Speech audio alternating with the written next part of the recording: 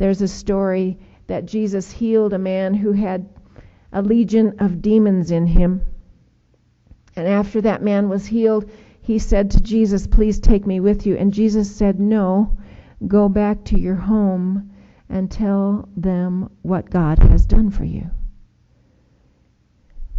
There's a story I read about a young man named Nicky Cruz.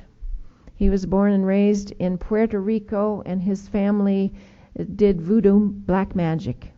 That's how they made their money. And his mother told him she didn't love him, that he was a child of Satan. And this young boy hated her so much and was filled with such hate that they moved him to live with his older brother in New York City when he was about 10 years old. And he ran in the streets for 2 days before he decided to call his brother.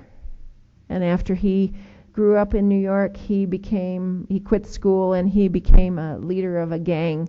And they took their name from the African tribe, which means Mau Mau, which means kill, kill.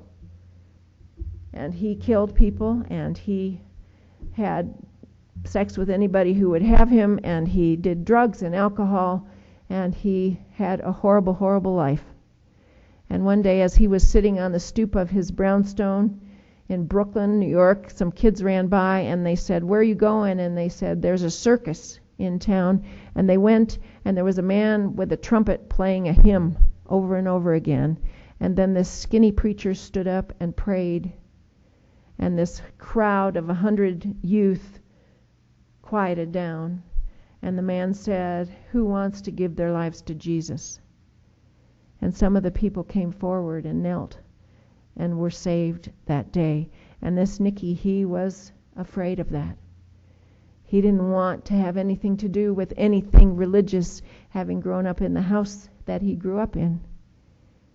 And so this preacher, this skinny preacher, pursued him to his own home, to his neighborhood, to where he hung out, to where they met as a gang, and just kept telling him, "Jesus loves you, and I love you.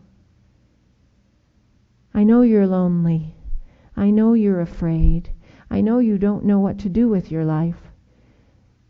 But just come and talk to me sometime, and I'll help you out." And this guy worked on the lieutenant of the Mau Mau's and got him to go see him and said, "Okay, we're going to have a big gathering at one of the coliseums in town, and I want your gang to come." And Israel, the lieutenant, said, "I'm going to go, and I'm going to get the other guys to go. Don't you want to go too, or are you chicken?" And Nicky said, "Well, okay, I'll go." And so they went. And there were all kinds of gangs there. Gangs from all over Brooklyn, all different kind of gangs. Hispanic gangs, Puerto Rican gangs, black gangs, white gangs. They were all there. And at one point, the preacher started to pray again, and the other kids started to rumble, and Nicky felt the power of this man's prayer over him. And the man asked that there be a collection taken. And he asked the Mau Mau's to take that collection and to give it to him, and they were to go around the back of the stage behind a curtain and bring the money in that way. And everybody in the audience knew that they were going to make off with it out the back door. But Nicky thought, no, he asked us specifically, so we'll do this, and then we'll walk. And they gave all the money to the pastor. And they sat down, and the pastor preached for a while, and then there was this rumble thing that was going to happen. And Nicky ended up sitting down, and then the man said, "Who wants to give their lives to Jesus Christ?" And Israel and Nicky and several of their gang and about 30 other people came and stood in front of him and knelt on the ground in front of all their friends and warriors and gave their hearts to Jesus Christ. Nicky ended up going to a Bible school, and he and his wife now run centers all over the country so that kids who have no home life, who have bad upbringing, who have no hope, can go there and find out that Jesus loves them. And Nicky found out that Jesus loved him before he knew who Jesus was, because of this man, David Wilkerson, this skinny pastor. Because he was Jesus. And he went into the world, and said, I love you, and Jesus loves you. And there's nothing you can do to change that. You could slice me into a bunch of pieces, and each piece would say, I love you, and Jesus loves you.